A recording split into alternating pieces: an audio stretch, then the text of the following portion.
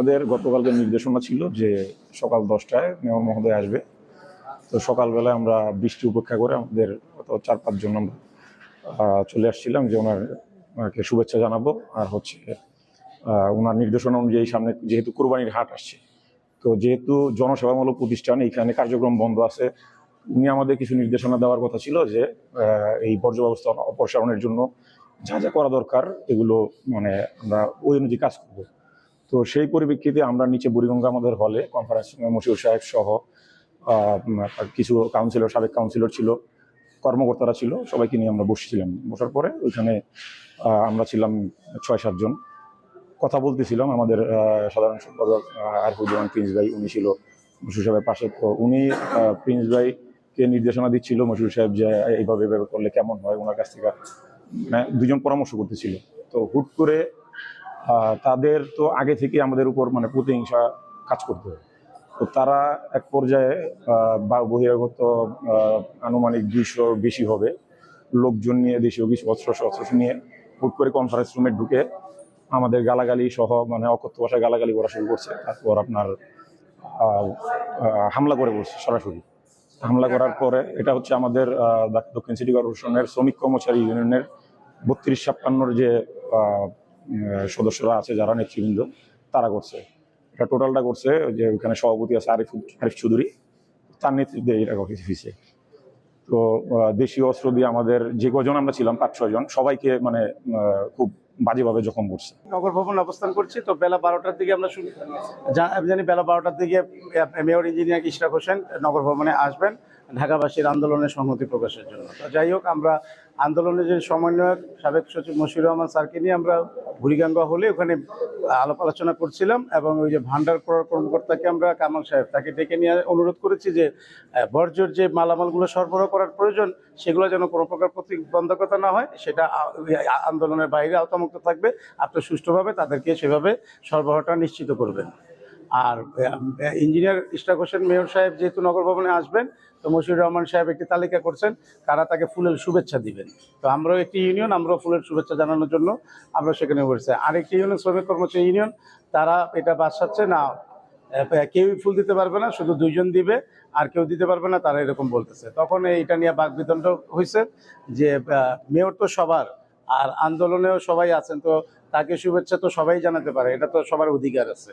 এটা নিয়ে আমরা যখন প্রতিবাদ করেছি তখন আমাদের উপরে লাঠিসোঁটা নিয়ে, লোহার পাইপ নিয়ে তারা 150-200 বাহির থেকে লোকজন নিয়ে এসে তারা আমাদের উপর অতর্কিত হামলা করছে।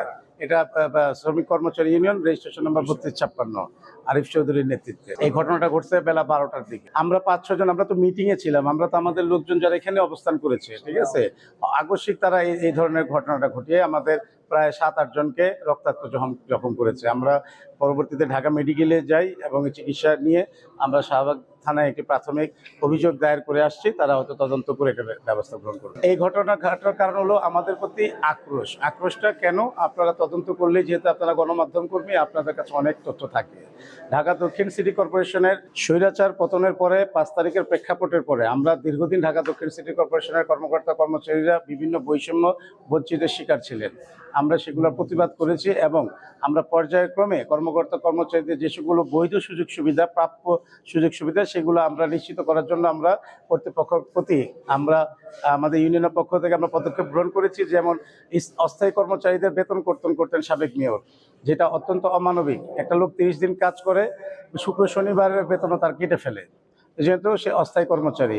এটা বিগত দিনে ছিল না, কিন্তু ওই মেয়রের আমলে, বিগত স্বৈরাচারের মেয়র আমলে এই কাজটা করেছেন। আমরা সেটা প্রতিবাদ করে আমরা অস্থায়ী কর্মচারীদের সম্পূর্ণ বেতন এবং উৎসব যে বোনাসটা ঐচ্ছিক তহবিল থেকে দেয় সেটা আমরা নিশ্চিত করেছি কর্তৃপক্ষের সাথে কথা বলে। তারপর এখানে আরও যে বিষয়গুলো আছে, যেমন আপনার স্থায়ী কর্মকর্তা কর্মচারীদের উচ্চতর গ্রেড, এটাও মেয়র তাপস দীর্ঘদিন যাবত বন্ধ করে রেখেছিলেন। সকাল 10টা থেকে অবস্থান করতেছিলাম ব্যাংক ফ্লোরেই যথারীতি, কিন্তু পরবর্তীতে মশিউর স্যার যখন আসেন, যে সমন্বয়ক, আমাদের এই আন্দোলনের সমন্বয়ক মশিউর স্যার আসলে ওনার সাথে আমরা মিটিং রুমে অবস্থান করি আর কি।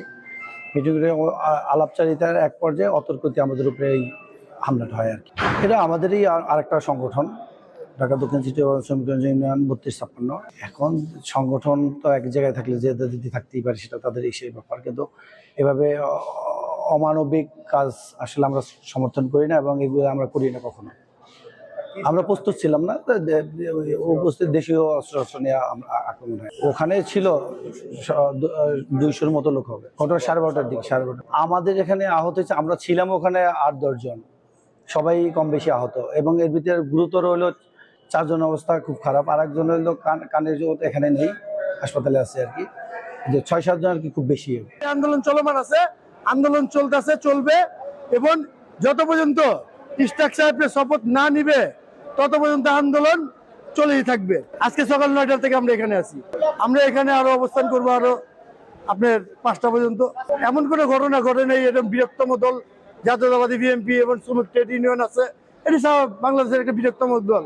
এই দলের ভিতরে কোনো একটু হাত মুখ কালাকালি বা তকজক হতেই পারে, এটা কোনো ঘটনা না, এটা বিচ্ছিন্ন একটা ঘটনা, ছোট্ট একটা ঘটনা। অস্বাভাবিক কোনো ঘটনা ঘটে? না না না, অস্বাভাবিক কোনো ঘটনা ঘটে না। কখন থেকে আপনারা এখানে আসছেন? আমরা সকাল 9টা থেকে এখানে আছি। ইঞ্জিনিয়ার ইশরাক হোসেনের মেয়র বসার জন্য দাবির আমরা আসছি।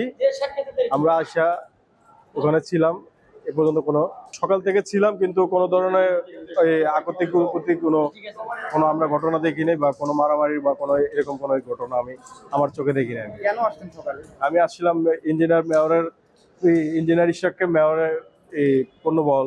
আমরা আজকে প্রায় 15 দিন ধরে ইঞ্জিনিয়ার ইশরাক হোসেনকে শপথ পড়ানোর জন্য আমরা প্রতিদিনই এখানে আসি। আজকেও সকালে আসছিলাম, কিন্তু এ পর্যন্ত কোনো ঘটনা আমার চোখে পড়ে না।